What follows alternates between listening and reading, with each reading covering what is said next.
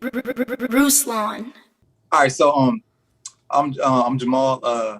For me right now, I'm just work at a group home with some youth, and I'm just starting my own clothing line. I had a question because I had a friend on my Facebook I used to work with. He had denounced the faith, and he said that God is not real. So we got into like a little disagreement, and I said that he never knew God, never had a personal relationship with him. And to him, he said he did. It was real to him, but it was all fiction. So I just wanted to pick your brain about what you think about that situation. Like, if you believe that he never knew God, or people like that, that they ever had a relationship with God, truly or not. So the question is, like, if somebody denounces the faith, if someone denounces Jesus God, did they ever have a relationship with God to begin with? And that's a tough question. So as a rule of thumb, for me, and I don't know if this is like a theological position or just a tactical position, I don't speak on people's eternities. You're not going to catch me speaking on people's eternities. What I think about, I don't even think about it, to be honest. What do you think about Ravi? What do you think about this? I don't think about it. That's none of my business. That is none of my business. So one, as a rule of thumb, I don't ever speak on people's eternities. Two, I believe that when someone truly has an encounter with Jesus, the question is not, can they lose their salvation? The question becomes, can Jesus lose a Christian? Right? That's the deeper question. So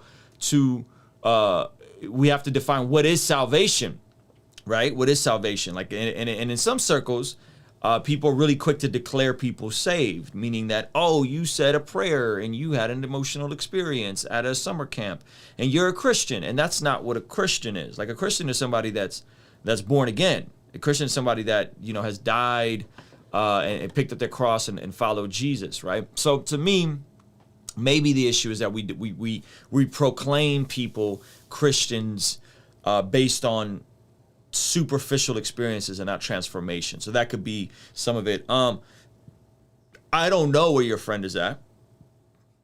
I don't. I have an example of a buddy who's been on the channel multiple times. His name is Rufat. If you guys want to look up our interviews, they're real funny. It's an ex-Christian rapper turned atheist comedian, and we have some really good conversations, and I think it makes for good dialogue. And he's been on the channel a bunch of times. It is explicit, just to FYI. So in my view, I would view it as if he had a true encounter with Jesus, I believe at some point in his life he will come back to Jesus. That is my position. And I've had friends that have done that. I've had friends that have had encounters with God, walked away from the faith for a season, right? Went and wild out, backslid. Maybe they outright denounced the faith. Maybe they didn't. Maybe they were hurt by something that happened in church. Maybe it wasn't. And then 5 years later, 10 years later, they come back around. They come back to Jesus, right? I've seen that multiple times. And I've also seen people walk away from God, and then yes, I would take the position that they never had an encounter with Jesus. Now, the tough part about all of this is, of course, Hebrews 6:4. Those who have experienced and tasted the grace, they cannot be brought back. That's the kind of the zinger verse, right, of the Armenian your salvation is not secured position. And I think that's the part where I don't know how it all works. You know what I'm saying? I don't know how it all works. I think if someone was spiritually dead and now they're born again and now they're spiritually alive, they were walking around in darkness, and then Jesus enlightens them, and it gives them a new heart, gives them new minds, transforms them from the inside out. I believe that person is saved. And I believe that if they go through a season, they will come back to Jesus. However, I don't speak on people's eternity or where they stand in light of salvation. And that may be controversial to some. But I think Kenny's posting a verse here. Even though we are speaking this way, dearly loved, in your case, we are confident of things that are better and that pertain to salvation. Hebrews 6:9. And so, yeah, I think it's a tough conversation to have. As a rule of thumb, I would continue sharing the gospel with them.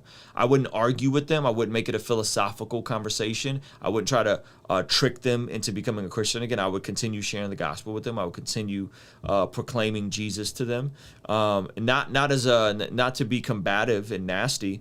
And I don't know if I would turn around and then say, yeah, you were never saved to begin with. I don't know if that helps at all, right? Because maybe they are, and maybe they're going through a really rough season. And another thing that we always forget is this.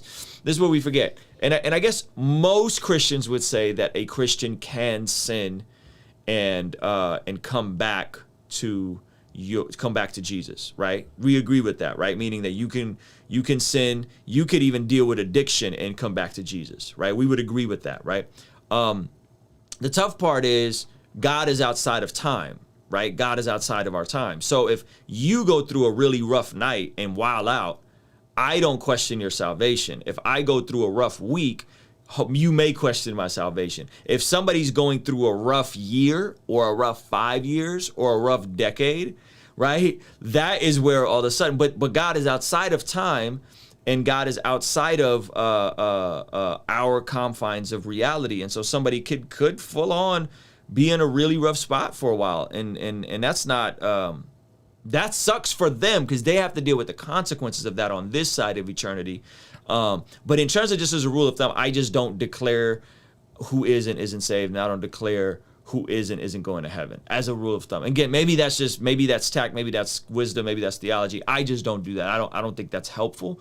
So I don't know in the case of your friends. I really don't. I know my friend Rufat, I think he's going to come back to Jesus. I'm praying for him and I believe for him. I don't know if he had a real encounter. I will say that. He had a very charismaniac, casting out demons, all this other wild stuff. And I was always the crazy Christian to him because I didn't do that stuff. And then he completely walked away from the faith. And I'm like, well, did you walk away from Jesus, or were you converted to something that wasn't even actual Christianity? Like you was on some other weird stuff. It's like, you know what I'm saying? Like, and so he never could proclaim the gospel to me. He didn't quite understand how salvation worked, right? So I don't know if he would say he had an encounter with Jesus, and I would say, well, if you did, you're coming back to the faith, and if you didn't, I'm praying for you, and I'm believing Jesus is going to rest your heart and save you.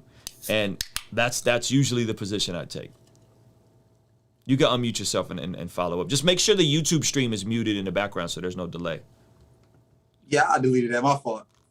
Not deleted. I muted it. So I want to clarify. I didn't tell him that he was never saved. I was just more. I was questioning him about it a lot because on his Facebook he's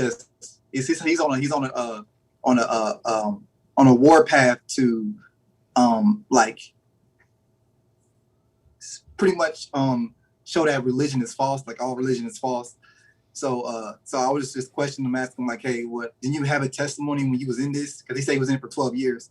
So I'm like, didn't you have your own testimony and all this stuff like that? And he just pretty much just told me that it was all in his head pretty much. Everything was in his head. And so I am praying for him because I do. And I think we know that's nonsense, right? Like we know that it's not in your head. You can't, like someone can make up a false version, a false reality in their own head. But when you factor in the history and you factor in the encounter and the transformation that we've all experienced following Jesus, we know that that's not in your head, right? And I will say just to acknowledge, there are people who do have really rough experiences with church and really rough experiences with religion. And so what may appear as rebellion against God may sincerely be a rebellion against the institutions that have hurt them, the churches that have hurt them, the ministries that have hurt them. And I don't ever want to dismiss those people because abuse do be happening in churches all the time. So we also can't just ignore those people and be like, oh, well, you're just rebelling against a holy God because you're a sinner. No, folks be getting hurt in church all the time. Stuff go down. You know what I'm saying? All the time. So we do need to acknowledge that there is some of that. And I don't know your buddy's situation, you know what I'm saying? But I know that is a reality. Yeah, conversations front of the fireplace.